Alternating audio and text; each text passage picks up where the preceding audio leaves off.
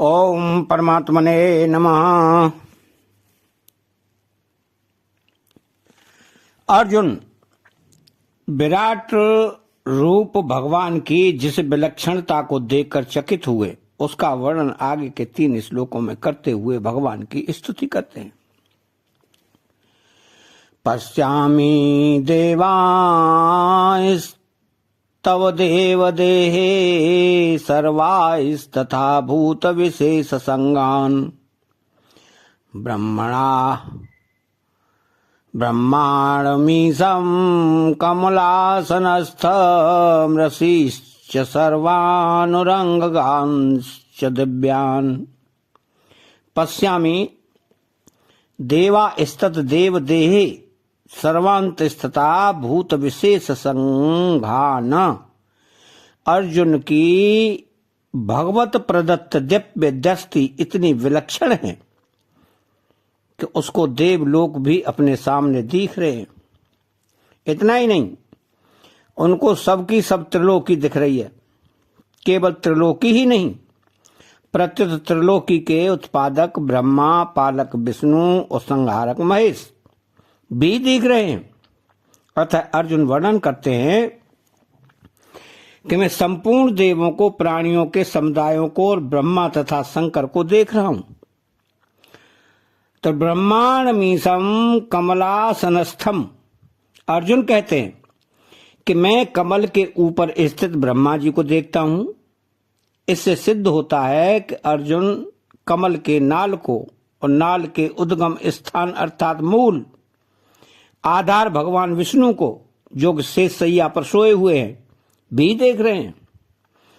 इसके सिवाय भगवान शंकर को, उनके कैलाश पर्वत को और कैलाश पर्वत पर स्थित उनके निवास स्थान वट वृक्ष को भी अर्जुन देख रहे हैं। तर्षीश्च सर्वानुरगांश्च दिव्यान, पृथ्वी पर रहने वाले जितने भी ऋषि हैं उनको तथा पाताल लोक में रहने वाले दिव्य सर्पों को भी अर्जुन देख रहे हैं। इस श्लोक में अर्जुन के कथन से यह सिद्ध होता है कि उन्हें स्वर्ग, मृत्यु और पाताल, यह त्रिलोकी अलग अलग नहीं दिख रही है, किंतु विभाग सहित एक साथ एक जगह ही दिख रही है। त्रिविभक्त मने कथा, उस त्रिलोकी से जब अर्जुन की दृष्टि हटती है, तब जिनको ब्रह्मलोक, कैलाश और वैकुंठ लोक कहते हैं, वे अधिकारियों के अभीष्ट लोक तथा उनके मालिक ब्रह्मा, शंकर और विष्णु भी अर्जुन को दिखते हैं। यह सब भगवत प्रदत्त दिव्य दृष्टि का ही प्रभाव है। अब इसमें विशेष बात यह है कि जब भगवान ने कहा कि यह संपूर्ण जगत मेरे किसी एक अंश में है, तब अर्जुन उसे दिखाने की प्रार्थना करते हैं। तो अर्जुन की प्रार्थना पर भगवान कहते हैं कि तू मेरे शरीर में एक जगह स्थित चराचर जगत को देख। एक स्थम मम देहे। तो वेद व्यास जी द्वारा प्राप्त दिव्य दृष्टि वाले संजय भी यही बात कहते हैं कि अर्जुन ने भगवान के शरीर में एक जगह स्थित संपूर्ण जगत को देखा। तो तत्र एक स्थम देव देवेश शरीरे, यहां अर्जुन कहते हैं कि मैं आपके शरीर में संपूर्ण भूत समुदाय आदि को देखता हूं। तब देव देहे, इस प्रकार भगवान और संजय के वचनों में तो एक स्थम, एक जगह स्थित पद आया है, पर अर्जुन के वचनों में यह पद नहीं आया है। इसका कारण यह है कि अर्जुन की दृष्टि भगवान के शरीर में जिस किसी एक स्थान पर गई, वहीं उनको भगवान का विश्वरूप दिखाई देने लग गया। उस समय अर्जुन की दृष्टि सारथी रूप भगवान के शरीर की तरफ गई ही नहीं। अर्जुन की दृष्टि जहां गई, वहां अनंत सृष्टियां दिखने लग गईं। अतः अर्जुन की दृष्टि उधर ही बह गई। इसलिए अर्जुन एक स्तंभ नहीं कह सके। वे एक स्तंभ तो तभी कह सकते हैं जब विश्व रूप दिखने के साथ साथ सारथी रूप से भगवान का शरीर भी दिखे। तो अर्जुन को केवल विश्वरूप ही दिख रहा है, इसलिए वे विश्वरूप का ही वर्णन कर रहे हैं। तो उनको विश्वरूप इतना अपार दिख रहा है कि जिसकी देश या काल से कोई सीमा नहीं दिखती। तात्पर्य यह हुआ कि जब अर्जुन की दृष्टि में विश्वरूप का ही अंत नहीं आ रहा है, तब उनकी दृष्टि सारथी रूप से बैठे भगवान की तरफ जाए ही कैसे। तो भगवान तो अपने शरीर के एक देश में विश्वरूप दिखा रहे हैं, इसलिए उन्होंने एक स्तंभ कहा है। तो संजय सारथी रूप में बैठे हुए भगवान को और उनके शरीर के एक देश में स्थित विश्वरूप को देख रहे हैं, इसलिए संजय ने एक स्तंभ पद दिया है। अब प्रश्न यह होता है कि भगवान और संजय की दृष्टि में वह एक जगह कौन सी थी जिसमें अर्जुन विश्वरूप देख रहे थे। इसका उत्तर यह है कि भगवान के शरीर में अमुक जगह ही अर्जुन ने विश्वरूप देखा था, इसका निर्णय नहीं किया जा सकता। कारण कि भगवान के शरीर के एक एक रोमकूप में अनंत कोटि ब्रह्मांड विराजमान हैं। तो भगवान ने भी ये कहा है कि जैसे शरीर के एक देश में तू चराचर सहित संपूर्ण जगत को देख ले, इसलिए जहां अर्जुन की दृष्टि एक बार पड़ी वही उनको संपूर्ण विश्वरूप दिखने लग गया।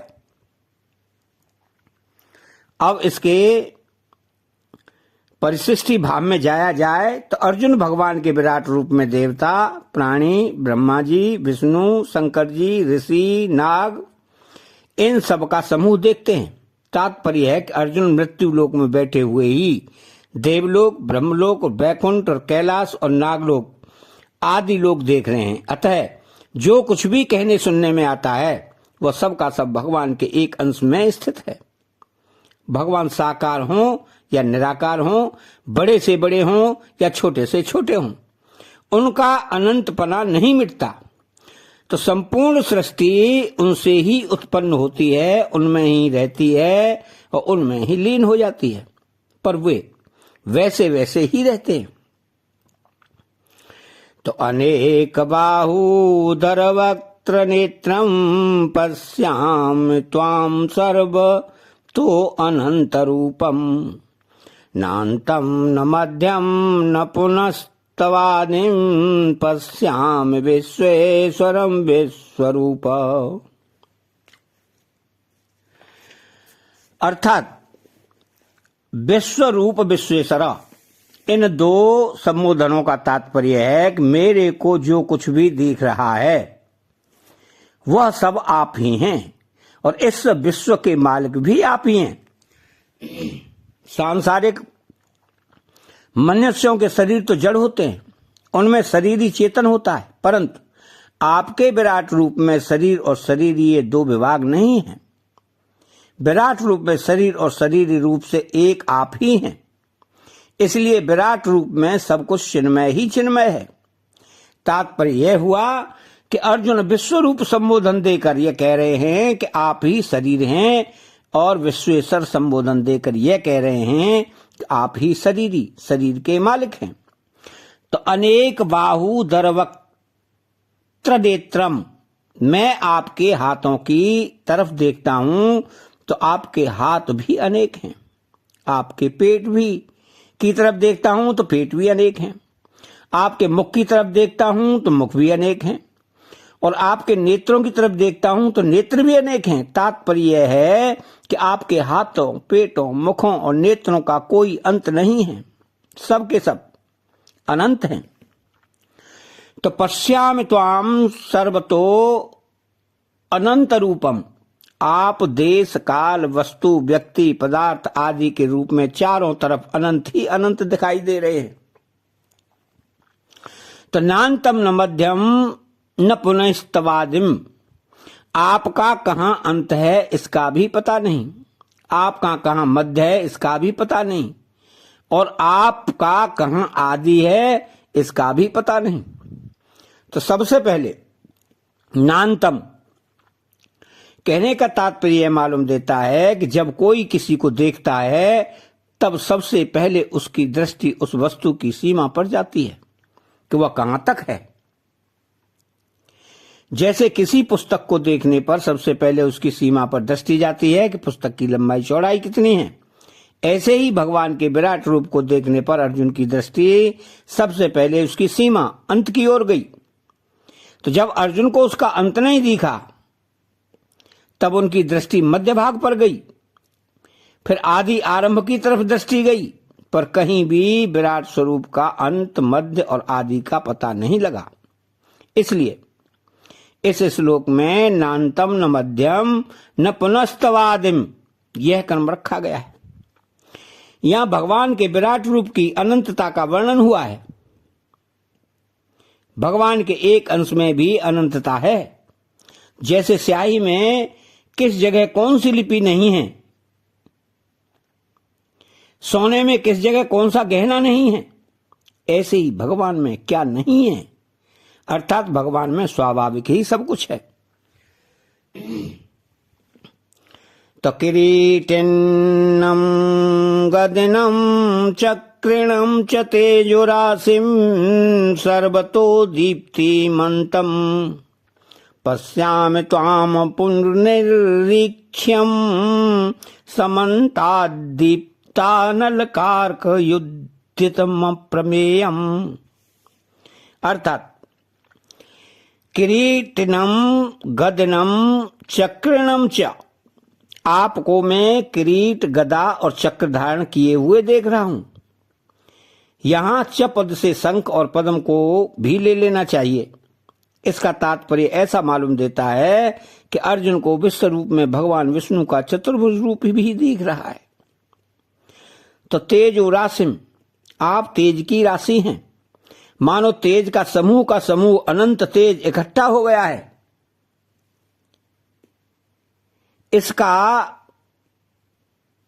पहले संजय ने वर्णन किया है कि आकाश में हजारों सूर्य एक साथ उदित होने पर भी भगवान के तेज की बराबरी नहीं कर सकते। ऐसे आप प्रकाश स्वरूप हैं। तो सर्वदो दीप्तिमंतम, स्वयं प्रकाश स्वरूप होने से आप चारों तरफ प्रकाश कर रहे हैं। सर्वतो दीप्तिमंतम, तो पश्यामि त्वाम दुर्निरीक्ष्यम समन्ताद दीप्ता न लार्क द्युतिम प्रमेयम, खूब दैदीप्यमान अग्नि और सूर्य के समान आपकी कांति है। और जैसे सूर्य के तेज प्रकाश के सामने आंखें चौंध जाती हैं, ऐसे ही आपको देखकर आंखें चौंध जाती हैं। अतः आप कठिनता से देखे जाने योग्य हैं। आपको ठीक तरह से देख नहीं सकते। यहां एक बड़े आश्चर्य की बात है कि भगवान ने अर्जुन को दिव्य दृष्टि दी थी, पर वे दिव्य दृष्टि वाले अर्जुन भी विश्व रूप को देखने में पूर्ण समर्थ नहीं हो रहे हैं। ऐसा दैदीप्यमान भगवान का स्वरूप है। आप सब तरफ से अप्रमेय अपरिमित हैं, अर्थात आप प्रमा माप के विषय नहीं हैं। प्रत्यक्ष, अनुमान, उपमान, शब्द अर्थापत्ति, अनुपलब्धि आदि कोई भी प्रमाण आपको बताने में काम नहीं करता। क्यों? कि प्रमाणों में शक्ति आपकी ही है। अब इसके परिशिष्टि भाव में अप्रमेयम, परमात्मा के सगुण, निर्गुण, साकार, निराकार सभी रूप अप्रमेय, अपरिमित हैं और उनका अंश जीवात्मा भी अप्रमेय है। तो अनाशिनो अप्रमेयस्य, वे परमात्मा ज्ञान का विषय नहीं हैं, क्योंकि वो ज्ञान के भी ज्ञाता हैं।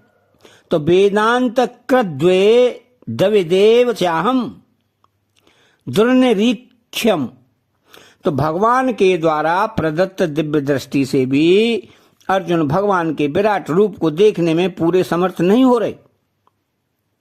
इससे सिद्ध होता है कि भगवान की दी हुई शक्ति से भी भगवान को पूरा नहीं जान सकते। भगवान भी अपने को पूरा नहीं जानते। ये जान जाएं तो वे अनंत कैसे रहेंगे। अतः चैनल को सब्सक्राइब करें, बेल आइकन घंटी को दबाएं और कमेंट बॉक्स में जय श्री कृष्णा लिखें। बोलो जय श्री कृष्णा।